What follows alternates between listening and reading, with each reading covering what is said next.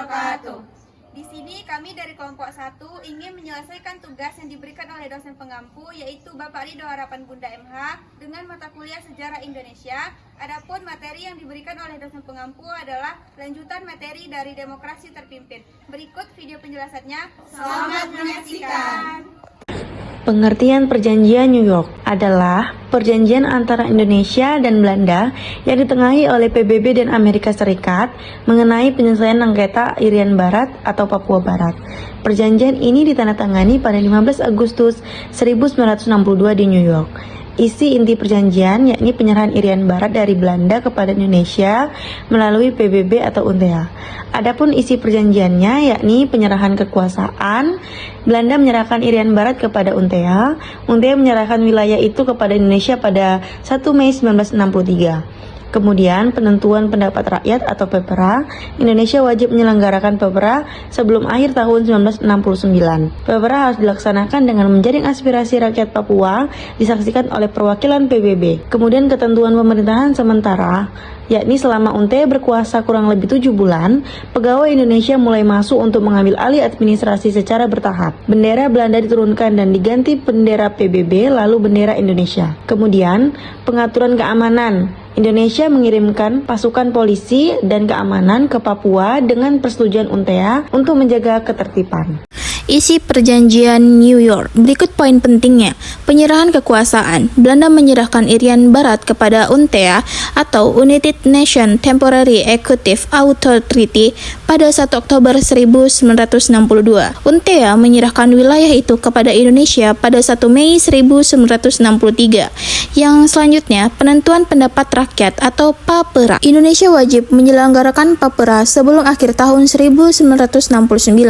PAPERA harus dilaksanakan dengan menjaring aspirasi rakyat Papua, dilaksanakan oleh perwakilan PBB. Selanjutnya yaitu ketentuan pemerintahan sementara. Selama UNTEA berkuasa kurang lebih 7 bulan, pegawai Indonesia mulai masuk untuk mengambil alih administrasi secara bertahap. Bendera Belanda diturunkan dan diganti bendera PBB, lalu bendera Indonesia. Selanjutnya ada pengaturan keamanan. Indonesia mengirimkan pasukan, polisi dan keamanan ke Papua dengan persetujuan UNTEA untuk menjaga ketertiban. Latar belakang mengapa perjanjian New York terjadi. Ada beberapa alasan utama.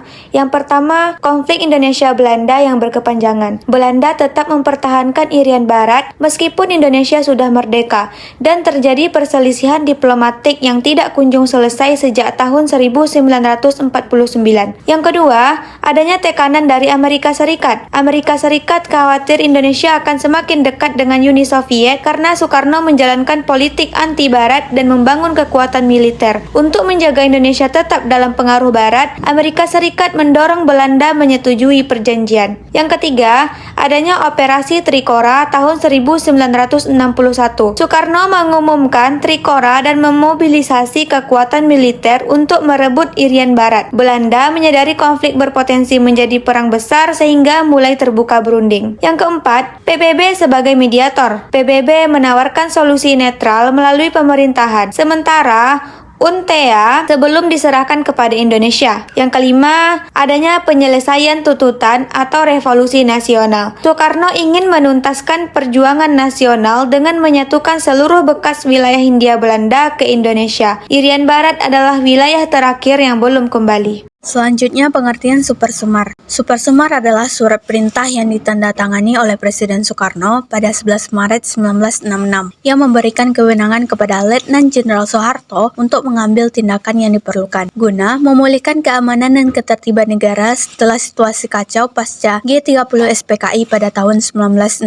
Supersemar menjadi dokumen politik paling penting dalam peralihan kekuasaan dari Soekarno ke Soeharto. Selanjutnya OLDEFO. All Stabilis Forces atau kekuatan lama yang mapan merupakan kebalikan dari NEVO, yaitu negara-negara kapitalis maju, penjajah, pemilik sistem ekonomi liberal yang dianggap mempertahankan dominasi terhadap negara-negara kecil. Contoh negara OLDEFO, Amerika Serikat, Inggris, Belanda, Prancis, dan negara sekutu barat lainnya. Pandangan Soekarno terhadap negara OLDEFO dianggap sebagai negara penjajah, anti-revolusi, mempertahankan ketidakadilan dunia, dan harus dilawan oleh negara-negara NEVO.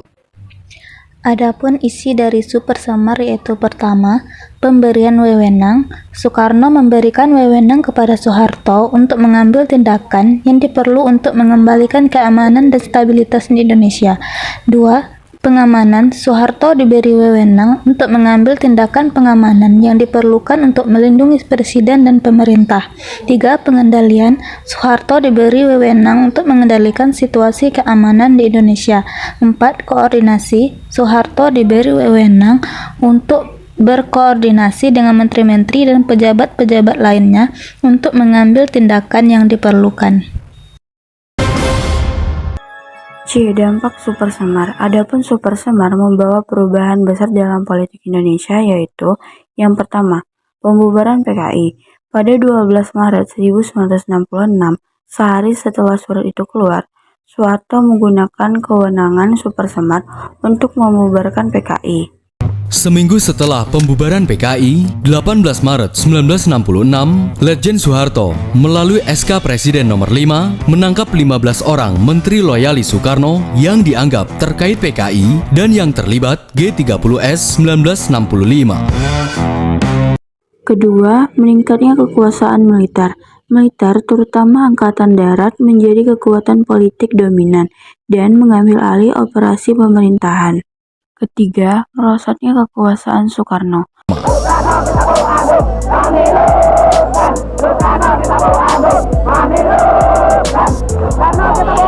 Ganjang Soekarno! Ganjang Soekarno! Hancurlah Orde Lama! Hancurlah Orde Lama! Keputusan politik mulai diambil oleh Soeharto. Soekarno makin tersingkir dan pada akhirnya kehilangan kekuasaan eksekutif dan diberhentikan oleh MPRS pada Maret 1967. Keempat, lahirnya Orde Baru. Super Semar menjadi fondasi berdirinya Orde Baru, resmi baru di bawah Soeharto, yang bertahan hingga 1998. Pengertian diplomasi gaya baru. Diplomasi gaya baru adalah strategi diplomasi Indonesia yang bersifat revolusioner, konfrontatif, anti-kolonial, dan anti-imperialis yang diciptakan Soekarno untuk melawan dominasi Barat dan mendukung negara-negara dunia ketiga. Adapun ciri-ciri diplomasi gaya baru yang pertama yaitu konfrontatif, bukan kompromistik. Contohnya seperti konfrontasi Indonesia dan Malaysia. 2. Mengutamakan solidaritas negara-negara berkembang. 3. Menolak dominasi negara kapitalis Barat. 4.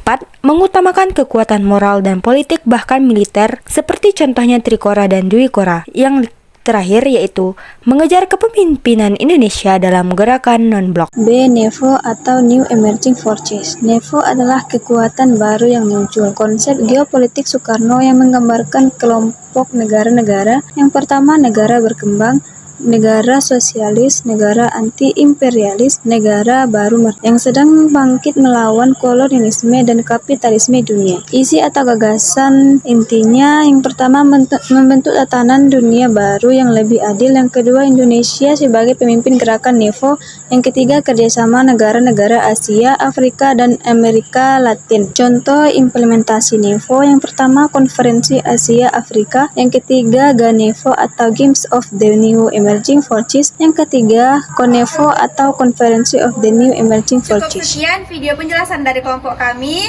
Assalamualaikum warahmatullahi wabarakatuh. Bye.